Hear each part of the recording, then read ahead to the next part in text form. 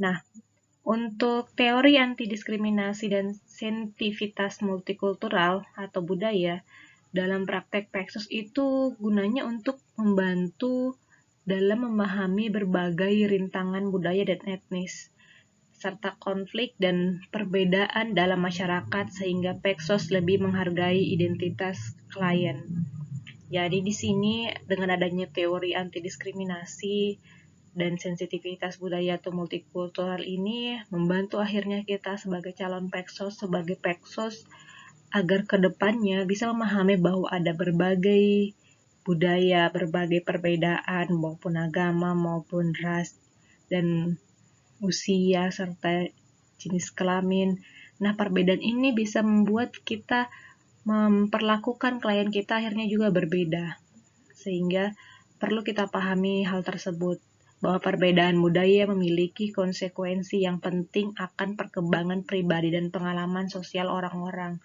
Jadi perlu kita pahami bahwa perbedaan budaya orang, agama orang, ras, dan juga yang lain-lain itu akhirnya akan membentuk seseorang juga berbeda.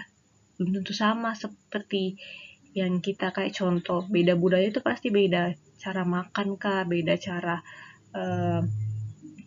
berkomunikasi, ada yang nadanya tinggi, ada yang nadanya rendah, yang mungkin tinggal di sekitar gunung agak lembut bicara, yang pinggir pantai agak keras karena suaranya harus lebih keras dari suara angin. Nah, itu perbedaan-perbedaan geografis juga mempengaruhi seseorang itu terbentuk. Jadi kita harus pahami itu ada perbedaan. Nah, untuk diskriminasi sendiri, menurut Undang-Undang Nomor 39 Tahun 99 tentang HAM, jadi diskriminasi itu adalah pembatasan, pelecehan, atau pengucilan yang baik langsung maupun tidak langsung dasari karena adanya perbedaan. Nah, kayak tadi, kenapa kita harus paham ada perbedaan? Karena agar kita tidak melakukan diskriminasi, agar kita tidak mengucilkan, tidak melecehkan, tidak membatasi kelompok-kelompok yang berbeda dengan kita. Contohnya karena kita beda agama, akhirnya kita kucilkan atau tidak mau berteman, atau mungkin karena beda budaya, beda suku, atau karena dia tua, kita muda, akhirnya perbedaan-perbedaan tersebut membuat kita jadi secara tidak langsung bisa bertindak atau berperilaku diskriminasi. Sehingga namanya ada anti-diskriminasi atau penolakan diskriminasi, penolakan mengucilkan, seperti itu. Nah, perbedaan-perbedaan apa saja yang tadi saya bilang, agama, suku, ras, etnik, kelompok, golongan, status, mungkin ada yang kaya miskin, ada juga jenis kelamin, perempuan laki-laki, bahasa mungkin berbeda, keyakinan politik mungkin karena berbeda pemilihan presidennya atau presmanya, akhirnya terjadi diskriminasi di situ. Terus ada hal-hal lain juga yang bisa membuat kita akhirnya berbeda sama orang tersebut begitu. Jadi saat kita berbeda dengan kelompok lain atau dengan seseorang dan akhirnya kita membatasi diri kita melakukan pelecehan kepada dia, kita kucilkan dia, berarti kita telah melakukan tindakan diskriminasi. Nah, diskriminasi berarti mengidentifikasi individu dan kelompok dengan karakteristik tertentu dan memperlakukan mereka secara kurang atau bahkan tidak baik dibandingkan orang atau kelompok dengan karakteristik konvensional.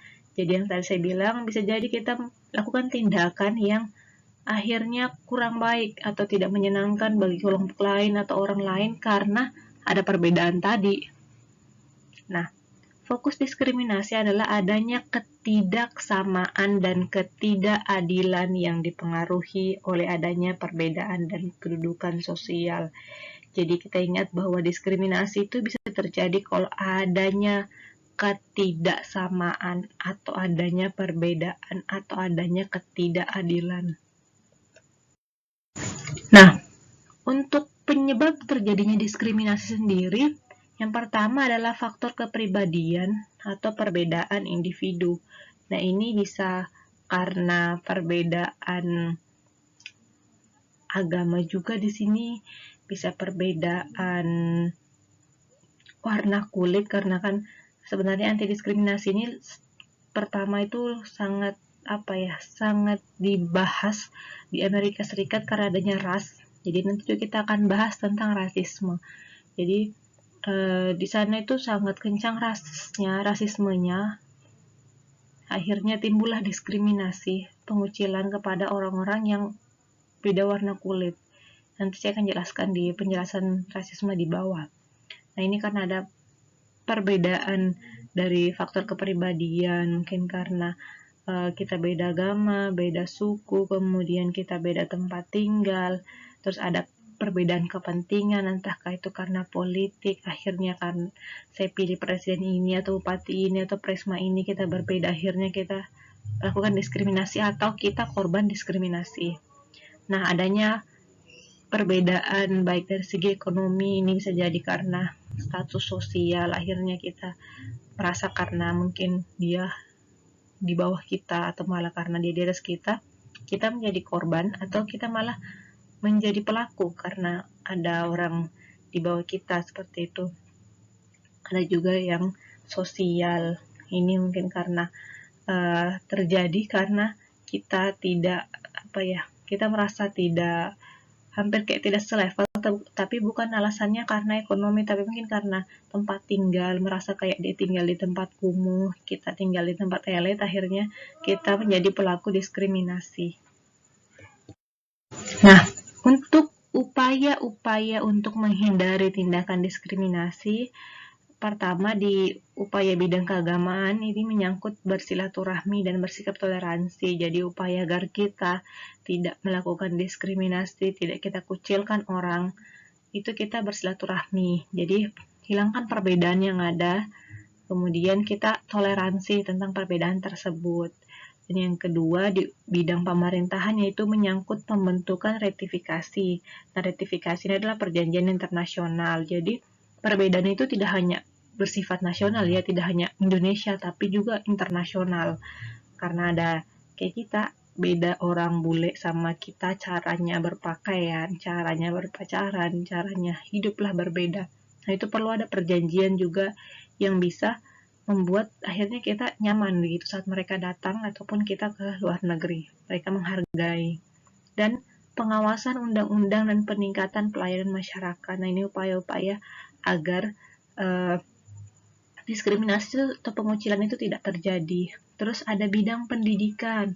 Nah, ini dari sedini mungkin sebaiknya anak-anak itu sudah dipahami bahwa mereka harus learn to know, belajar untuk tahu, learn to do. Mereka belajar akhirnya untuk melakukan, dan learn to live together. Jadi kita hidup bersama. Jadi setelah kita tahu ada perbedaan, ada budaya yang berbeda, agama yang berbeda, kita belajar untuk masuk dalam, tapi masuknya bukan kita pindah agama atau kita pindah suku, tidak. Kita cuma paham bahwa ada yang lain. Kemudian kita belajar hidup bersama dengan toleransi dan learn to be. Jadi kita menjadi bagian hal tersebut.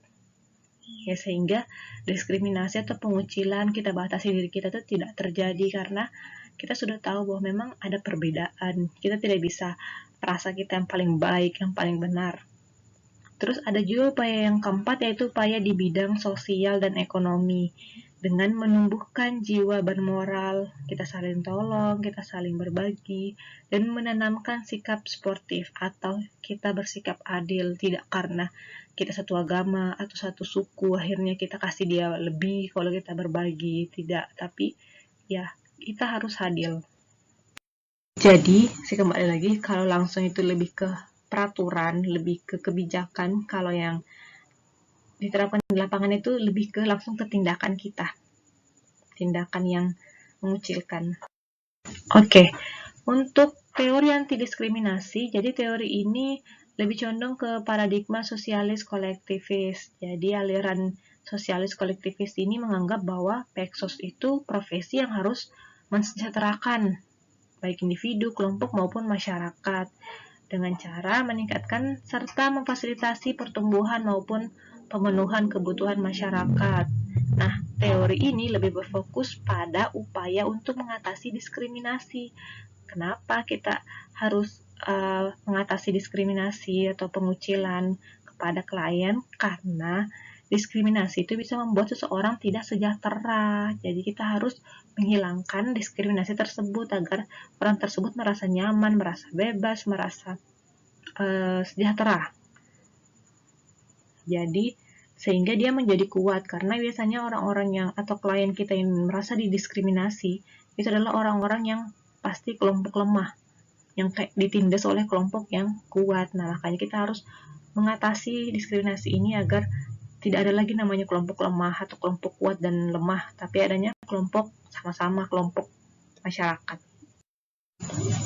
Nah, teori ini dibangun berdasarkan teori sosiologis dan psikologis yang menyatakan bahwa masyarakat memiliki keanekaragaman yang bentuk social divisions. Jadi, teori ini juga berkaitan sama sosiologis dan psikologis.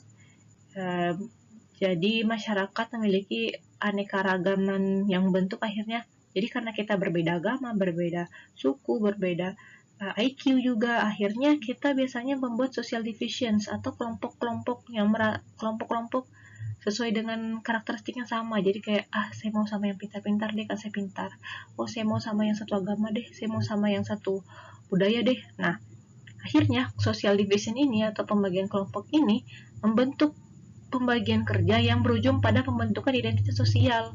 Nah, identitas sosial ini berlandaskan pada pembagian kerja, mengakibatkan ketidakadilan yang cenderung menindas yang lemah. Jadi karena kita tadi sudah bentuk-bentuk kelompok sendiri, karena perbedaan dan keragaman kita, akhirnya kita biasanya membentuk identitas sosial. Akhirnya kita membentuk kayak geng lah begitu, bahwa kita ini geng superior atau kita ini geng kuat begitu. Kuat karena kita sama suku, karena kita sama-sama pintar. Akhirnya kita cenderung menindas orang yang tidak berkelompok sama kita begitu. Oke. Nah, anti diskriminasi meliputi ideologi maupun proses-proses sosial yang menindas kelompok tertentu yang seringkali berdasarkan budaya, ras, gender, disabilitas, dan usia. Nah, teori diskriminasi awalnya dilandasi oleh asumsi yang meyakini adanya rasa rendah diri yang disebabkan oleh kategori biologis yang ada pada kelompok tertentu. Jadi awalnya teori diskriminasi ini juga muncul, jadi di Amerika Serikat dulu itu kalau ada orang tua yang melahirkan anak disabilitas, mereka kadang kurang mau menerima ya, akhirnya diskriminasi terjadi. Jadi karena mungkin mulai dari orang tuanya mengucilkan anak ini, akhirnya lingkungannya juga tambah mengucilkan, karena perbedaan ini sangat nyata di depan mata kita lihat seperti itu. Karena ada fisik yang berbeda dari kita, beda dengan kalau kayak budaya, kita kan belum tahu dia budaya apa kalau dia tidak bicara ataupun kita tidak tanya. Tapi kalau kayak disabilitas fisik, kayak mungkin tangannya tidak ada atau kakinya tidak ada, kita sudah bisa langsung lihat tanpa harus bertanya seperti itu. Jadi teori diskriminasi itu muncul karena itu, pertama-tama karena ada disabilitas atau ada kategori biologis yang berbeda.